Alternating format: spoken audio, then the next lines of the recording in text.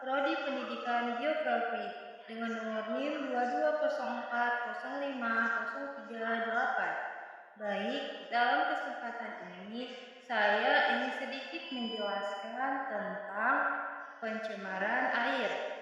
Nah, teman-teman pernah berpikir nggak kalau seandainya di bumi ini nggak ada air?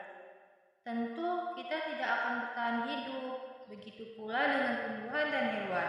Bumi pun akan semakin panas dan kering, bahkan kehidupan makhluk hidup pun akan menjadi punah. Nah teman-teman, air merupakan kebutuhan utama bagi proses kehidupan di bumi, sehingga tidak ada kehidupan seandainya tidak ada air di bumi. Namun, air juga akan menjadi malapetaka jika tersedia dalam kondisi yang tidak benar, baik itu kualitas maupun kuantitas airnya. Nah, teman-teman udah tahu belum apa itu pencemaran air? Nah, saya kasih tahu ya. Pencemaran air adalah suatu perubahan keadaan di suatu tempat penampungan air seperti danau, sungai, lautan, dan air tanah akibat aktivitas manusia.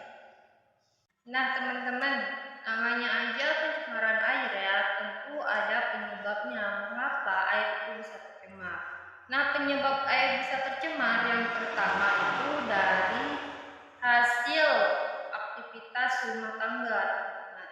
Nah banyak ya limbah yang dihasilkan dari aktivitas rumah tangga. Mereka itu menggunakan barang-barang dari aktivitas mereka dan membuangnya itu nggak ke tempat sampah teman-teman. Mereka membuangnya malah ke saluran air, jadi airnya itu tercemar. Contohnya mereka menggunakan air deterjen, air sabun, terus sampah-sampah deterjen itu mereka nggak buang ke tempat sampah, malah buangnya ke saluran air itu atau ke cairan teman-teman. Bahkan mereka juga membuang sisa-sisa makanan yang mereka makan itu ke saluran air. Nah jadinya itu airnya itu tercemar. Nah teman-teman, penyebab pencemaran air yang kedua adalah limbah yang dihasilkan dari aktivitas industri. Nah limbah industri ini merupakan salah satu faktor yang paling besar dalam pencemaran air. Banyak pabrik yang membuang limbah mereka ke perairan tanpa mereka berpikir untuk mendaur ulangnya terlebih dahulu. Padahal sampah-sampah dari industri itu, limbah dari industri itu mengandung zat-zat yang berbahaya, mengandung zat kimia seperti besi, logam, kertas, kayu, kain, dan sebagainya. Nah, jadi dari mereka membuangnya ke perairan, otomatis ekosistem yang ada di situ, hewan dan tumbuhan situ akan mati, dan air pun tercemar, nggak enak kita pandangnya teman-teman.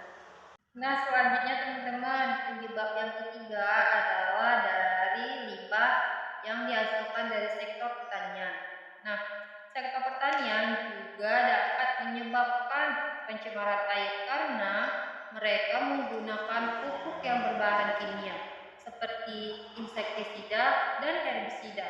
Akibatnya akan tumbuh ganggang di atas permukaan air. Nah, tumbuhnya ganggang di atas permukaan air dapat menghalangi cahaya matahari masuk ke dalam air itu. Jadi terganggunya fotosintesis teman-teman. Nah teman-teman, dari penyebab yang tadi itu tentu kan ada dampaknya ya teman-teman terhadap lingkungan.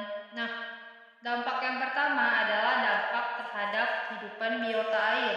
Nah banyak zat yang terlarut di dalam air akan menyebabkan menurunnya kadar oksigen. Nah, sehingga mengakibatkan pertumbuhan di dalam air itu enggak bertumbuh baik gitu. Karena kan di air juga membutuhkan oksigen, jadi akan mengurangi perkembangan yang ada di dalam air tersebut. Nah, teman-teman, yang kedua dampaknya adalah dampak terhadap kualitas air tanah. Nah, uh, kan itu air tanah ya teman-teman. Otomatis kan akan mengganggu kesuburan tanah. Nah, kan dia itu tanah, pasti di atasnya itu kan ada tumbuhan teman-teman. Itu akan mengganggu produktivitas tumbuhan. Nah, tempat yang biasa tumbuhan itu dia udah ngerasa nggak subur lagi teman-teman, tumbuhan ngerasa tanahnya itu nggak subur lagi, itu akan mengganggu pertumbuhan tumbuhan tersebut, jadi dia nggak tumbuh subur lagi teman-teman. Nah, yang ketiga dampak terhadap kesehatan. Banyak ya teman-teman, air kotor itu akan menimbulkan penyakit.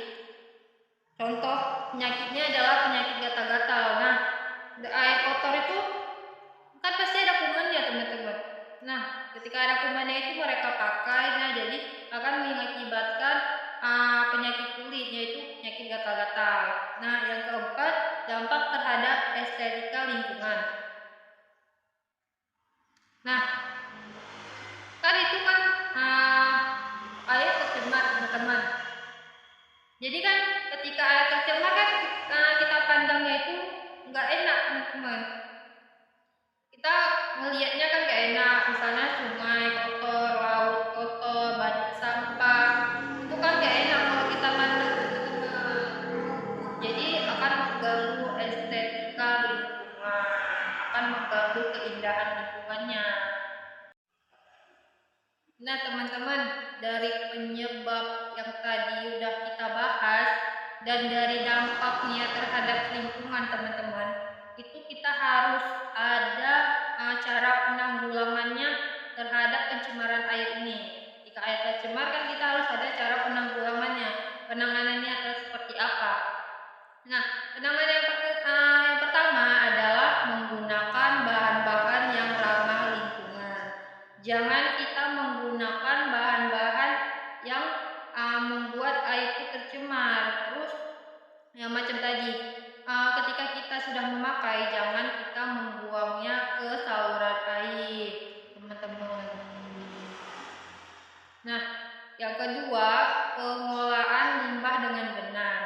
Nah, limbah yang udah dipakai itu, yang udah kita hasil industri itu diolah dengan baik. Jangan langsung buang ke perairan teman-teman, jadi akan mengganggu air tercemar gitu.